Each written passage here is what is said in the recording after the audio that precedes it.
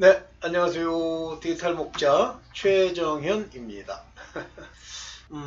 지금 제가 시리즈로 이제 복음에 관련된 거를 찍고 있어요. 많은 사람들이 이제 다른 복음을 추구하고 그런 다른 복음을 추구한 거에 대해서 또 다른 복음을 전하고 있는 교회에 대해서 실제 이제 아주 뭐라고 해야 됩니까? 제대로 책망해주는 그런 영상들이 이제 많이 찍혔죠. 그래서 저도 조금만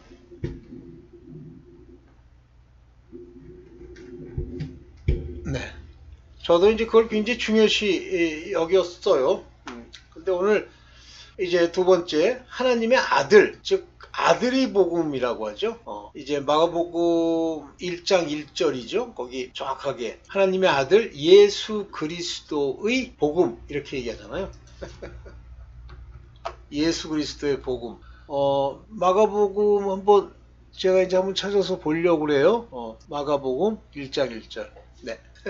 제가 잠깐 한번 이제 성경 말씀을 보고 시작하겠습니다. 여기 보이시죠? 하나님의 아들 예수 그리스도 복음의 시작이라 하겠죠. The beginning, 아르케입니다. 예수 그리스도의 복음의 태초, 시작. 근데 그게 뭐냐면 Son of God, 하나님의 아들 예수 그리스도의 복음의 태초의 계획. 그래서 이 복음의 최초가 어떠했느냐 이제 그 얘기를 하는 거예요. 그래서 선지자의 글에서도 이미 이사야의 글에서도 내가 내 사자를 내 앞에 보내노니 저가 내 길을 예비하리라 이렇게 이사야서에서도 얘기했을 정도로 실제 그 하나님의 아들 예수 그리스도가 복음의 시작이에요. 근데 그러니까 복음의 시작이라는 뜻이 아니라 그게 태초부터 결정되어 있다는 뜻이에요. 저 얘기가. 어떤 이제 저는 그 목사가 뭐 가짜다 아니다까지 얘기할 수 있는 상황으로 많이 듣지는 않았어요. 근데 벌써 가짜다 아니다, 이단이다 아니다 이런 걸 판정하려고 하면 반드시 그의 그 영상을 들어야죠. 여러 번 듣고 그 안에 이단성이 얼마나 짙게 있는가를 보고 그다음에 이제 판단합니다. 그런데 이제 뭐 그 사람이 어디 있는 사람인지 모르겠어요. 근데 그 목사가 좀 걸려. 말씀이 이렇게 딱 부딪혀서 서로 믹스업되고 좋게 들리는 게 아니라 걸려요. 근데 그 중에 하나가 그 걸리게 하는 하나의 내용이 뭐냐면 저 아르케라고 하는 태초 이거를 뭐라고 그러냐면 뭐 창세 전이 아니래. 이만큼 아는 거 가지고 창세전이 아니고 들었을 때를 얘기하는 거래. 아르케인데 영어로 비기닝만 읽어도 너는 그런 오해를 안 하지. 근데 하여튼 어쨌든 자, 이 아들의 복음, 이 다른 복음과 아들의 복음이 이제 매치가 되죠. 먼저 아들의 복음, 예수 그리스도의 아들, 하나님의 아들 예수 그리스도의 복음이라 이 내용을 글을 보면서 직접 얘기를 한번 전개해 나가 보겠습니다. 하나님의 아들, 성경에 하나님의 아들 그러면 뭐 이제 아시는 분들은 뭐 굉장히 많이 아시죠. 하나님의 아들에 대한 이야기. 근데 또 모르시는 분들은 철저히 몰라서 아들 그러면 딱 하나 있는 줄 알아. 예수 그리스도. 나머지는 아들이라고 쓴 거는 뭐 예수 그리스도 때문에 쓴 것 같이 이렇게 생각하는 사람도 있더라고요. 하나님의 아들. 먼저 이거에 대한 서론을 얘기하고 넘어갈게요. 자, 여기서 아들이라고 표현할 때 이 휘오스라는 단어를 씁니다. 헬라어에는. 그래서 휘오스 시우 그러면 하나님의 아들 이렇게 얘기합니다. 그러면 내가 하나님의 아들이냐 하고 그리스도에 대해서 얘기하는데 사실은 그리스도라고 하는 하나님과 본질된 분에 대한 얘기가 아니고요. 예수 그리스도, 예수, 몸을 입고 육체를 입고 오신 그분, 율법 아래 난 그분을 보고 휘오스라고 그러는 거예요. 그래서 이 휘오스라는 건 단순하게 아들이다, 썬이다 이렇게 표현해도 되지만 자손들, 그 밑에 있는 계보에 있는 사람들, 그 다음에 요 후사들 이런 사람들을 얘기하는 거예요. 그래서 여기 보면 특별한 관계를 맺고 있는 사람들이고 여기 보면 disciple, follower 요게 이제 제자들 얘기하는 거잖아요. 그런 사람 보고 휘오스라고 그랬다. 이제 뭐 이렇게 실제 이제 해석상으로는 사전상으로는 휘오스, 휘오우 하면 요게 이제 소유격을 나타내는 건데 자, 하나님의 아들은 반드시 몸을 입고 있는 육체를 입고 있는 여기 descendant, 육체를 입고 있는 그 사람을 아들이라고 부르는 거예요. 육체가 없다, 뭐 아들이라고 부르지 않습니다. 그냥 영이죠. 천사고. 그래서 하나님이 이 땅에서 계획이 뭐냐면 자기의 아들들을 천국에 들여서 바로 천국을 통치하게 하려고 하는 계획이 하나님의 원래 계획이세요. 이해되시죠? 그래서 바로 이 휘오스라는 하나님의 아들. 그러면 하나님의 아들, 최초의 아들 하나가 있어야 돼요. 그래서 그게 독생하신 아들이다. 그래서 only begotten, 하나님이 최초로 이 아들을 낳았는데 처음부터 성령과 함께 계시게 해서 아들이라고 부르지 않고 언제부터 아들이라고 부릅니까? 바로 세례 요한으로 세례를 받고 성령이 비둘기처럼 내리고 나서 하나님이 뭐라고 해요? 저는 나의 기뻐하는 자요 나의 아들이라 그러시잖아요. 그러면 이제 이걸 가지고 얘기해 보면 하나님의 아들이란 성령이 함께 하시는, 성령이 내주하시는 분, 그런 사람들이 다 아들이에요. 그러면 그 성령을 누가 주시죠? 맨 처음에 첫째 아담이 아니고 마지막 아담 예수 그리스도께서 십자가에 달리신 후에 율법의 모든 죄들을 속량하시고 그리스도로, 그 그리스도가 우리 안에 들어오시면서 그리스도 안에서 우리가 그리스도 안에 들어갔다, 그리스도가 내 안에 들어왔다, 들어오시면서 성령을 받을 약속을 주시죠. 아들로 주시는 거예요. 하나님의 아들로. 그래서 재밌는 게 있습니다. 뭐냐면 성령을 내릴 때 왜 다른 사람들도 성령을 내릴 때 하나님 예수 그리스도 믿고 예수 그리스도의 이름으로 죄사함을 받았음에도 불구하고 왜 그 제자들, 특히 베드로나 바울이나 이렇게 하나님의 디사이플, 다시 말하면 사도급, 다시 말하면 하나님의 아들로 후사가 된 그 사람들이 가서 안수함에 성령을 받잖아요. 재밌지 않아요? 왜 그럴까? 바로 하나님의 아들이 우리에게 성령을 주시는 거예요. 그래서 예수께서 말씀을 주시고 우리에게 주시는 거고, 마찬가지로 그와 똑같은 하나님의 아들 된 자들이 가서 안수할 때 에베소 교회, 사마리아 교회, 심지어는 고넬료 집에서도 성령이 내리는 겁니다. 그러면 이제 성령이 내리시는 이 하나님 아들의 복음, 그럼 우리가 복음을 전할 복음의 일꾼이 될 수 있나요? 될 수 있습니다. 어떻게 돼야 되죠? 성령이 내 안에 계셔야 돼요. 성령이 나와 함께 계시면 복음의 일꾼, 복음의 종, 복음을 전할 자의 사명을 맡게 되고, 그분들이 가면 이 아들의 복음으로 이것이 전해지면 그들에게 뭐가 내리죠? 성령이 내리시죠. 그래서 하나님의 아들이라고 하는 이 표현은 바로 성령이 함께한다는 표현이고, 이분들은 성령을 줄 수 있는 무슨 직책? 화목직책.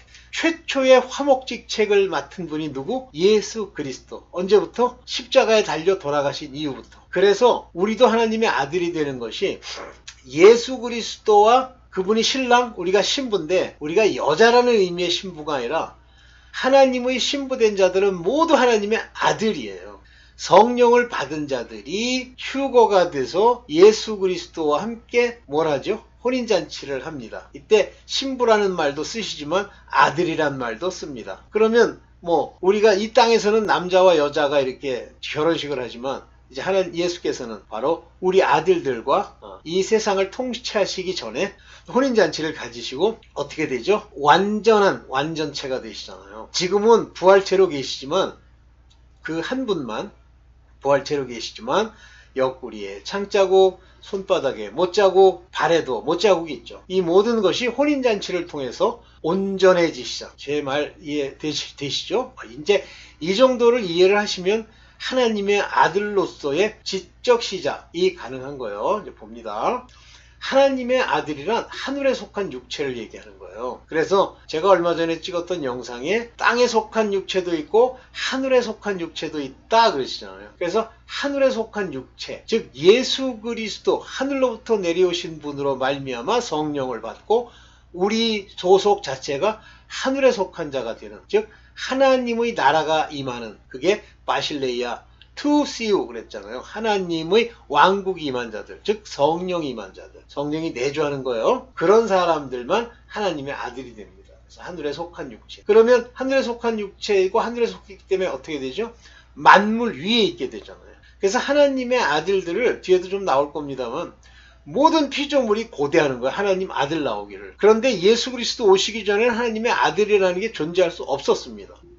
그럼 이제 구약 때 나와 있는 하나님의 아들은 뭐냐 하는 건데, 그거는 다른 표현이에요. 본질적으로 성령이 그들에게 임한 게 아니에요. 임할 약속만 있었을런지 모르지만. 그래서 이제 여기 보면 마태복음 5장 45절에 하늘에 계신 너희 아버지 아들이 되리니 이같이 한즉, 여기 이제 이같이 한즉의 이같이에 대해서 이제 보여드릴게요. 이는 하나님이 그 해를 악인과 선인에게 비추게 하시며 비를 의로운 자와 불의한 자에게 내리우십니다. 이게 무슨 얘기예요? 이 땅에 악인이든 선인이든 또는 불의한 자든 의로운 자든 다 하나님의 피조. 노아 시대 이후에 하나의 혈통을 만들면서 그들이 어떤 씨로 말미암았느냐라고 하는 것의 차이일 뿐 그들 모두가 하나님으로 말미암는 자들이기 때문에 그들을 다 사랑해야 돼요. 하나님처럼. 그래서 여기 바로 5장 44절에 나와 있는 것처럼 나는 너에게로니 너희 원수를 사랑하며. 왜 사랑해요? 하나님이 그들도 피조했기 때문이에요. 그래서 하나님은 이 땅에 있는 그 사람들도 다 사랑하시죠. 너희를 핍박하는 자를 위해 기도하라. 이들도 하나님이 만드신 거예요. 그렇기 때문에 우리가 하늘로부터 따라 난 자는 하늘에 만물 위에 존재하면서 만물 위에 그 존재한다는 말이 뭐냐면 만물을 다 사랑하고 그들을 위해서 기도도 하고 이렇게 한다는 얘기예요. 그래서 하나님이 그 해를 악인과 선인에게 비추며 의로운 자와 불의한 자에게 내리우십니다. 그래서 하나님의 아들이 되면 우리는 미워하거나 핍박하거나 정죄하거나 하는 사람이 없어야 됩니다. 다시 이제 위로 가볼게요. 이렇게 말씀하시는 거예요. 매우 중요한 얘기죠. 그래서 그때 비로소 우리가 하나님 아버지의 아들이 된다. 근데 여기 뭐 children 이렇게 했는데 여기 보세요. 휘오이예요. 복수죠. 휘오이. 요게 파트로스 아버지의 아들들이 된다 이런 얘기입니다. 됐죠? 네. 그래서 이제 이 얘기까지 이제 다 말씀을 드린 거예요. 그래서 원수 사랑하고 하는 것까지 다 말씀드리고. 오케이, 넘어갑니다. 그래서 하나님의 아들들은 만물 위에 존재하기 때문에 만물에 대해서 그것이 악하든 선하든 핍박하지 말고 사랑하며 핍박하는 자를 위하여 기도하는 거. 그런 것이 보이게 된다는 뜻입니다. 봅니다. 하나님의 아들을 악령들이 두려워해요. 마태복음 8장 29절에 그 전까지는 어느 누구도 이 악령들이 두려워한 적이 없는데 저희가 소리질러 가라되 이 저희가 귀신들이에요. 어떤 사람의 안에 들어간 귀신. 하나님의 아들이요. 이렇게 얘기했어요. 그랬더니 특별히 지금 오신 분이 특별한 무슨 그리스도요 하나님인 걸 알았다는 게 아니라 휘오 하나님의 아들 되는 성령이 함께하는 걸 아는 거예요. 이어 우리와 당신이 무슨 상관이 있나이까? 이 악령들과는 예수님과는 상관없어. 왜? 이 하나님 아들은 아들된 자들에게 성령을 주시기 위해서 오신 거기 때문에 때가 이르기 전에 우리를 괴롭게 하려고 오셨나이까? 무슨 얘기? 쫓아내. 이 쫓아내는 능력은 하나님의 아들 곧 성령이 함께하는 사람들에게만 나타나는 특별한 능력입니다. 그러니까 하나님의 아들이 안 되고 선지자 또는 하나님의 종이 된 사람들은 귀신을 못 쫓아요. 그런데 오늘날 그 많은 이상한 사람들 나타나서 귀신 쫓는다고 그러고 병자를 낫게 한다는 사람들의 대다수를 보면요. 하나님의 아들로서의 자격이 없어요. 그거는 지금 제가 일일이 다 말씀드릴 수 있는 내용은 아닌데 자격이 없는 자들이 모여 앉아가지고 즉 종이 선지자들이 못 쫓아요. 악령을. 그런 자들이 이제 거기 있는 겁니다. 그러니까 우리가 구약대 사람 중에 이렇게 보면 엘리사와 엘리야가 있는데 엘리사는 진짜 귀신도 쫓고 모든 기적을 일으키는 하나님의 아들과 같은 하나의 예표예요. 그 사람이 능력으로 치면. 네. 하나님의 아들들은 자연을 통제한다는 게 뭐냐면 만물 위에 통제가 가능하신 분이 하나님의 아들들이에요. 예수 그리스도만 하는 게 아닙니다. 예수 그리스도로 말미암아 성령이 내주하게 된 우리들 하나님의 자녀가 된 자들. 다시 말하면 사도들도 12사도 하나님의 아들들이죠. 그들도 신기한 능을 행했잖아요. 마태복음 14장 32절에 배에 함께 오르사 바람이 그치는지라. 배에 오르자마자 바람이 그치는 걸 보고 33절에 사람들이 다 뭐라고 하냐면 예수께 전하여 가라되 하나님의 아들이로소이다 라고 얘기하죠. 그래서 여기 시우 휘오스 하나님의 아들입니다 하고 얘기해요. 하나님의 아들은 자연도 통제한다, 바람도 그치게 한다. 근데 이런 얘기를 그냥 대충 읽었죠. 우리도 자연을 통제할 수 있을까요? 때가 되면 됩니다. 하나님의 아들이 되면. 그래서 너희가 나보다 더 큰 일을 한다고 할 때 그 큰 일의 권능들이 다 예수께서 보여주신 그 권능, 하나님의 아들들이 행하는 성령으로 말미암는 그 권능들을 행할 수 있다는 뜻이에요. 하나님의 아들 그리스도 구세주, 이 그리스도께서 우리의 구세주가 되셨죠. 그래서 이 그리스도께서 이제 화목제물로 예수께서 십자가에 돌아가신 이후에 이 그리스도는 우리를 구해주시는 분이에요. 그래서 그리스도로 말미암아 죄사함을 얻어서 우리가 죄 없이 함을 받고 가는 거죠. 이해되세요? 그래서 하나님의 아들들은 이 그리스도와 방불한, 그래서 죄를 사해 줄 수 있는 권세가 있다고 그러잖아요. 그 복음서에 나오죠. 그렇다고 우리가 구세주는 아니지만 그와 같이 죄를 용서해 줄 수 있는 그런 사람들이 된다는 얘기예요. 그래서 시몬 베드로가 대답하여 가로사대 주는 그리스도시요 살아계신 하나님의 아들이시니이다 할 때 베드로의 이 고백을 보면 그리스도시요 구세주시요 살아계신 하나님의 아들입니다. 이는 두는 같은 걸 의미하는 거예요. 그러면서 이제 마태복음 16장 16절을 세 번역으로 보면 선생님은 살아계신 하나님의 아들 그리스도십니다. 이렇게 얘기하죠.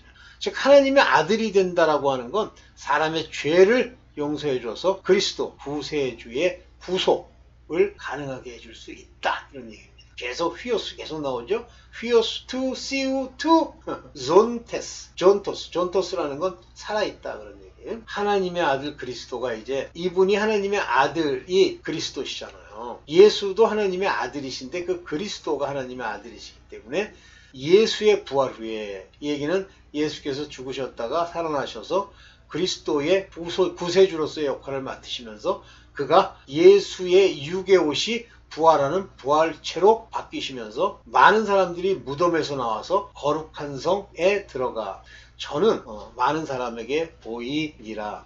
저는 이 얘기가 무덤에서 나와서 거룩한 성에 들어갔다라고 하는 이 거룩한 성, 여기 보면 홀리 시티 이렇게 되어 있는데 예루살렘을 얘기하는 것 같지만 저는 하늘에 무덤에서 나왔다는 얘기는 그 옛날에 이제 부활되지 않는 사람들이 부활될 수 있는 약속의 사람들로서 들어갔다라는 의미로도 해석을 하고 또 어떤 분은 직접 예루살렘에서 그 무덤에 있었던 사람이 무덤이 쭉 갈라져 가지고 나와서 그 예루살렘 성으로 들어갔다는 말로도 보입니다. 왜냐면 많은 사람들에게 appear 나타났다 그랬으니까. 그래서 예수께서 부활했기 때문에 그 하나님의 아들이 그리스도로서의 일을 하시면서 이렇게 무덤에서 나와서 그러니까 산단 말이에요. 그러면서 마태복음 27장 54절에 백부장과 및 함께 예수를 지키던 자들이 그 앞에 십자가에 지진과 그 되는 일들을 보고 심히 두려워하면서 가로되 진실로 하나님의 아들이었도다 하더라. 재밌죠? 그러니까 그리스도가 하나님의 아들이신데 최초로 이제 처음으로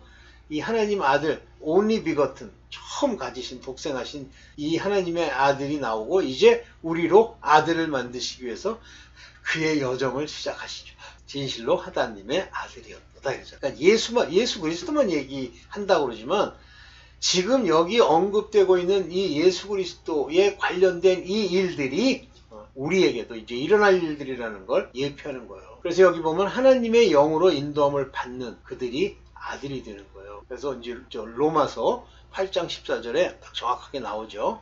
무릇 하나님의 영으로 인도함을 성령으로 인도함을 받는 그들은 곧 하나님의 아들이라. 그래서 인도함을 받는 자들. 근데 여기서 중요한 건 인도함 받는 거는 일반인도 인도함을 받을 수 있는데요. 여기서 말하는 인도함을 받는 그들은 할 때 인도함은 거주하는 사람, 내 안에 계신 사람. 그 사람들이 하나님의 아들이다. 그래서 만물이 바라는 바 하나님의 아들들. 바로 이때를 바랬던 거예요. 피조물에 고대하는 바는 하나님의 아들들의 나타나는 바니. 여기 보면 we want to see you. 하나님의 아들들이 나타나는 이게 피조물이 고대하는 겁니다. 이때부터 이제 이 세상이 회복도 되고 이 피조물들이 이제 새로운 형태가 아니라 이제 모든 피조물들이 이제 즐겁게 노래하는 거죠. 그러니까 점점 세상이 더 밝아지고 잘 산다는 표현이 맞나? 이게 돼가는 거죠. 천국에서 하나님 아들들 제가 이렇게 제목을 썼는데 여기 보세요. 로마서 9장 26절 너희는 내 백성이 아니라 한 그곳에서 백성조차 될 수 없는 그런 그곳에서 저희가 살아계신 하나님의 아들이라 부름을 얻으리라 함과 같으니라. 이거 이방인들에 관한 이야기잖아요. In the place where it was said unto them 그들에게 말했던 그 장소에서 하나님의 백성이 아닌 그들에게도 하나님의 아들이 되는 그런 걸 주셨단 말이에요. 그러니까 이제 천국에서도 바로 이와 같이 이방인들 하나님의 택하심을 받지 못한 자들까지도 하나님의 아들이 되는 거죠. 마지막인가요?